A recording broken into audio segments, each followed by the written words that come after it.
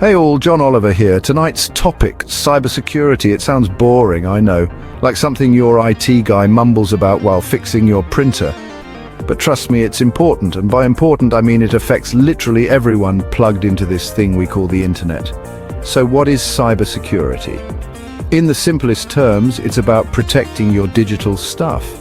Think your computer, your phone, even your smart fridge that somehow knows you're out of milk.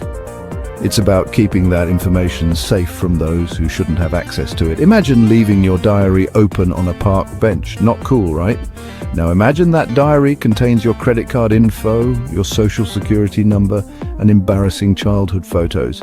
That's kind of what it's like leaving your digital life unprotected. Cybersecurity is like locking your digital diary. It's about building walls and setting traps to keep the digital bad guys out. And believe me, these bad guys are more common than you think.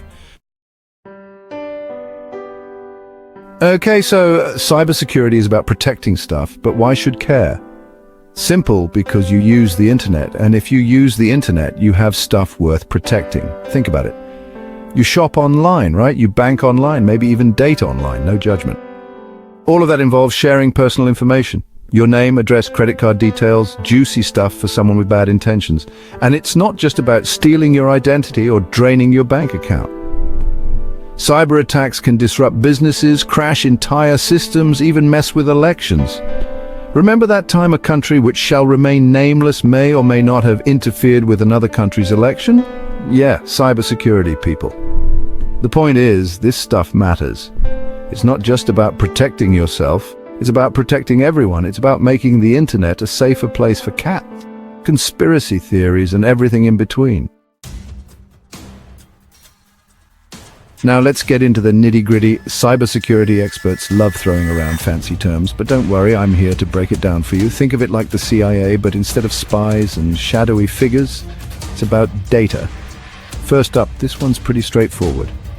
It means keeping your information private, like you wouldn't want your medical records plastered on a billboard, right? Confidentiality is about making sure only authorized eyes see your data. Next this means making sure your information stays accurate and unchanged. Imagine someone hacking into your bank account and changing your balance from, say, $100 to $1. Not cool, right? Integrity ensures your data remains trustworthy. Finally, this one's all about access. Imagine trying to buy something online, but the website keeps crashing. That's an availability issue. It's about making sure systems and information are accessible when you need them. Section 4, keeping your money safe, online banking and cybersecurity. Let's bring this all home with an example we can all relate to. Online banking. Remember those days of actually going to a bank, waiting in line, talking to a human? Dark times. These days we can transfer funds, pay bills, and even invest, all from our couch while wearing pajamas. But this convenience comes with risks. Remember those digital bad guys? They love online banking just as much as we do. That's where cybersecurity swoops in to save the day. Banks use all sorts of fancy techniques to protect your money. Strong passwords, encryption, two-factor authentication. These are all like digital bouncers, making sure only you can access your account. Remember the CIA trifecta? It's all over online banking. Confidentiality ensures only you see your account details. Integrity makes sure no one messes with your transactions. And availability keeps the banking app running smoothly even when millions of other pajama-clad users are online. Section 5, the bad guys' threats in the digital world. Now, let's talk about the villains of our story, cyber threats.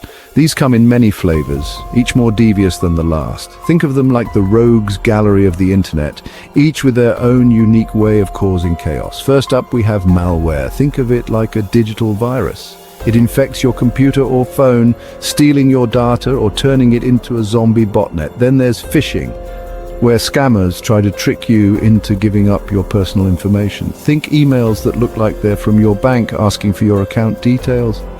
Don't forget about ransomware, the digital equivalent of holding your data hostage for a hefty sum of Bitcoin. And then there's social engineering, where hackers manipulate people into giving up sensitive information. Think of it like con artistry, but online. The point is, there's a whole buffet of cyber threats out there, each more sophisticated than the last. And the worst part, they're constantly evolving, finding new ways to exploit our digital lives. Section 6.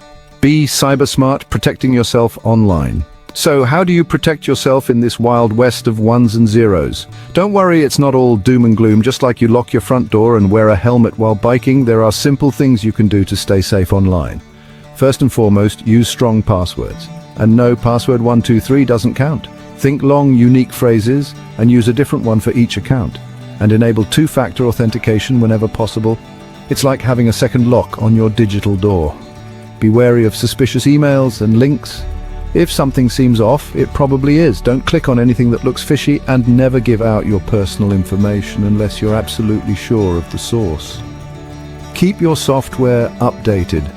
Those updates aren't just about new features. They often include security patches that fix vulnerabilities. And finally, be cautious about what you share online.